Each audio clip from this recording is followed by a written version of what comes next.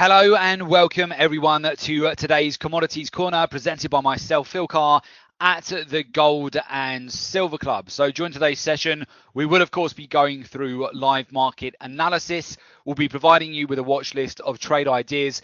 We'll go through a forecast where we expect gold, silver and crude oil and the commodity currencies to be heading next. We'll of course be answering questions, providing live support as well, and as always, contributions are indeed very welcome. Before we get into it, let me just introduce you to the Gold and Silver Club. We'll just go through the narratives that are occurring in the market right now. We'll go through some trade ideas and we'll also talk you through some of the setups that we're looking at as well. So the Gold Silver Club is regarded as the go-to authority on commodities trading, as internationally respected experts our analysis and our opinions on the metals, the energies, the agriculture markets. They are routinely sought by major financial television channels and publications, which include Bloomberg, Reuters, CNBC, the Financial Times, and the Wall Street Journal. Over the last 10 years, myself and my team of experts, we have trained and mentored thousands of private traders from all over the world on our exclusive research-driven strategies. For further information on our services, just go to www.jointhelivetradingroom.com. If you go over to YouTube, you can also search for the Gold and Silver Club and make sure you're subscribed to our YouTube channel. That way you're kept updated on all of the latest commodity reports, and also make sure you subscribe to the binary.com YouTube channel as well, because that way you'll get all of the recordings of all of the trainings and webinars too. Okay, good. So with that, let's get into it. We'll go through the narratives in the market right now, some of the biggest setups that we see developing, and how the charts are really looking on higher time frames as we go into the weekend as well. So just bear with me and I'll switch you over to my screens.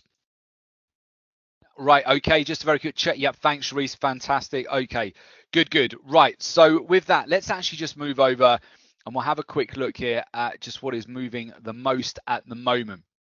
So we've had certainly the metals had a fairly sizable move today, and there it is. Yeah, silver at the moment is up 2.2% on the day. Platinum is up 1.5%. You've got gold at the moment, which is up 1.3%. New Zealand dollar up 1%. Australian dollar up 1%. The euro up 0.8%. The pound up 0.7%. Oil at the moment up 0.3%.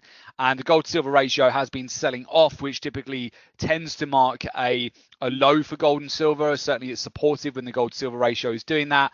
S&P 500 at 2,669 at the moment. Okay, so it's all looking quite interesting, quite supportive certainly at the moment for the commodities. So what we've seen yesterday is essentially we have had the European Central Bank announcement, and overall, of course, that initially caused a sell-off on the euro, but we have seen a bounce back today. So the euro has rebounded on Friday as investors are quick to price in signs of a slowdown in economic growth and more caution from the European Central Bank about removing stimulus any further. At the moment, we certainly see that gives some support here to the precious metals. If we move over and have a look at the price action at the moment on, for example, gold, also platinum right now as well, and silver, we're seeing quite significant moves to the upside. So you can see here gold getting well supported as the dollar is easing today, the dollar slipping from multi-week peak, with bullion seen consolidating in a narrow range. We're almost at that point where we might see a break above 1,300 US dollars per ounce for gold. We're sitting very close to resistance at the moment, and if we do see further follow through to the upside, it will probably lend into quite a significant move as we go into next week as well. So I would definitely have gold, silver, platinum. We've got a decent sized position on platinum at the moment, which is up over 150 points or so at the moment. That's continued to drive to the upside. Gold, we've been in and out 3 times this week. We were long at the beginning of the week, bank profits. We went short for the European Central Bank announcement, banked ourselves short. We went long again and just banked our gold long today. So we're looking now at fresh opportunities as we go into next week. But that's been a great market just to hop in and out of over the course of the last week or so.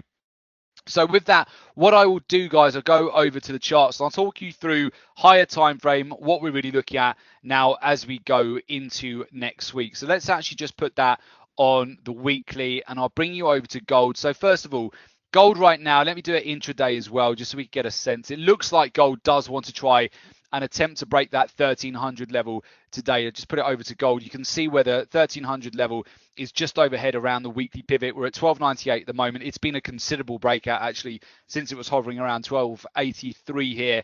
We've really seen quite significant surge to the upside. So now gold hovering around 1298 almost. It might even break 1300 whilst I'm on today's session with you. So gold, it's been a really strong move. If we go over to the weekly chart, it's now a confirmed bear trap in the sense that basically we've been consolidating for 4 weeks, very tight range within a 200-point range of 1280 up to around the 1300s. Gold right now is just about penetrating, well, it's just about taking out 1298. We're taking out the weekly highs there. And you can see, I've talked about this before, with this basing formation, the same way that we based a lot around 1300s before it broke below it, we've been holding resistance around 1300 for quite some time, for a whole month. And now we're finally starting to see the move after the European Central Bank announcement. The anticipation is that week to week, gold tends to move within about a 200-point range. There might be scope for a breakout now on gold as we go into next week. If we break above the highs that we're seeing at the moment, we'll see if gold does break above the 1300s today. If so, gold is normally quite a strong performer over the month of January, of course, but as we go into February as well. And then I would see the potential for a clean run up to 1308, above that 1320, and then ultimate target is the swing highs back at about the 1365 zone.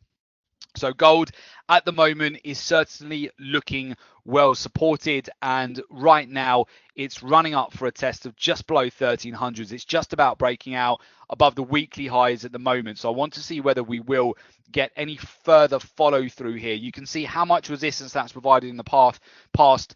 Gold has tried to break out from that level on 3 separate occasions. It's tried to break above resistance there, which has been residing around the 1,300 level. It's been unable to do so, but now today on Friday, after the European Central Bank announcement, it looks like we may be on track for a breach of that level. Now, we've also, if you go over to silver, silver for me looks quite strong here as well. We look to have a bullish reversal as well. So a bullish engulfing candle on the weekly chart.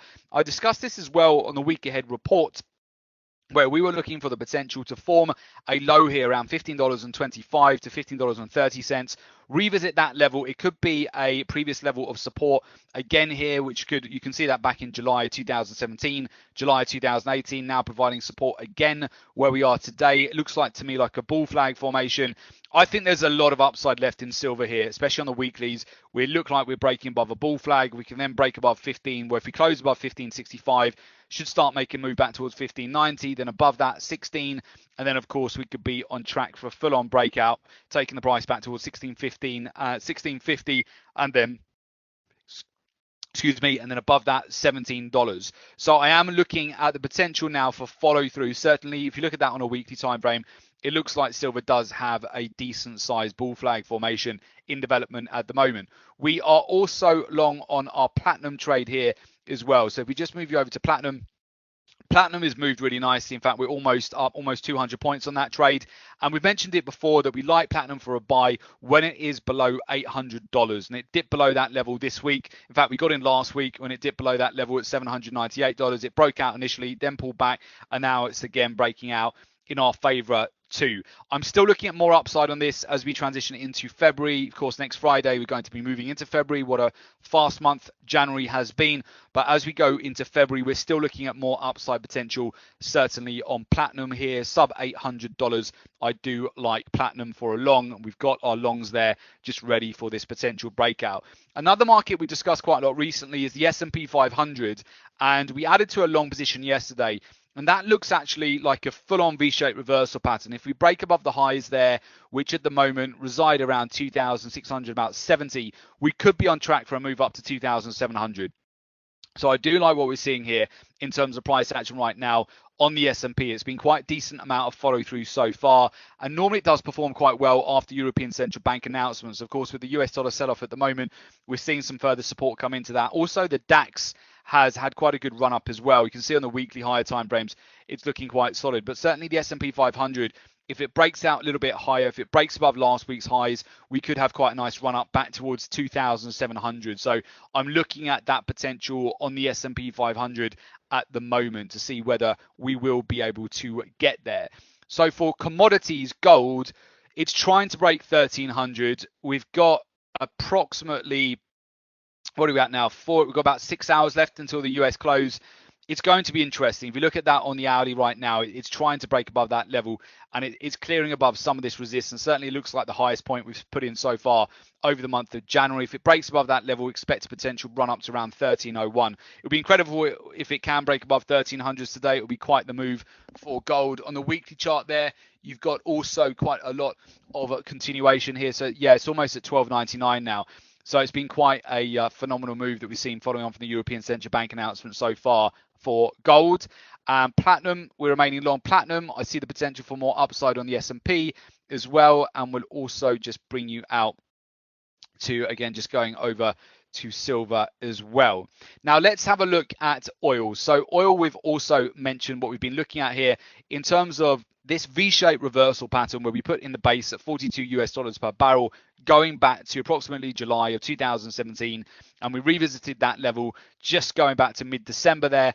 Since then, we've ricocheted off that level, found support at $42 per barrel, which I put it on the monthly chart. You'll see how significant that has been in terms of a level here. On the monthly, oil looks like a bullish engulfing candle, a railroad price structure, which would suggest if, as we go into February, if we break above $55 per barrel, we could get going for something known as the February effect, which is something very strong, positive momentum to the upside. We don't have that confirmation yet, but if we can break above $55 per barrel next week, we could get some reasonable follow through to the upside there for oil. You can see where it's springboarded off around the lows there of about $52 per barrel this week. It's been a tight range of about 52 up to $54 per barrel this week, but bear in mind, oil so far over the month of January, it's up over 16%. So it's been a very strong recovery. In fact, the S&P 500 is up 7% so far over the course of this month, and gold is so close to doing that now. It's up 1.3%. It's almost there. It's almost at the magical 1300 zone, which a lot of traders will look at. Now, there's been speculation that if gold gets to 1301, 1302, it will suddenly get smacked. We'll suddenly see a large scale sell-off.